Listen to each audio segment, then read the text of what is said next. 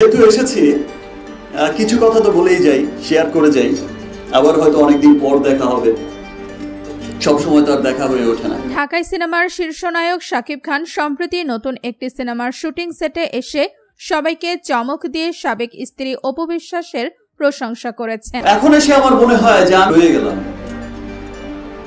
এবং ওর সাথে থাকতে পেরে আমি শালার খুব ভাগ্যবান মনে করছি।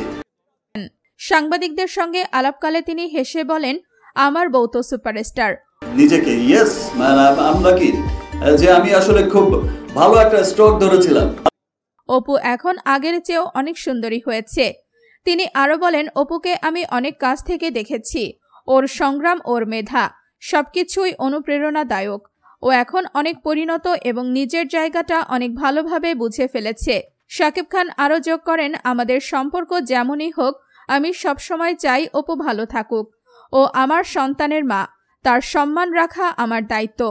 একজন শিল্পী হিসেবে অপু এখন অনেক পরিপক্ক হয়েছে। তিনি বলেন, আমার বউ সুপারস্টার বলেছি কারণ সত্যি ও সেটা ডিজার্ভ করে। আমি যেটা ভালো দেখি সেটা বলতে দ্বিধা করি না। এই উক্তিগুলো আবারও প্রশ্ন তুলেছে, সময় কি পুরনো দূরত্ব ঘোচানোর সুযোগ তৈরি করছে?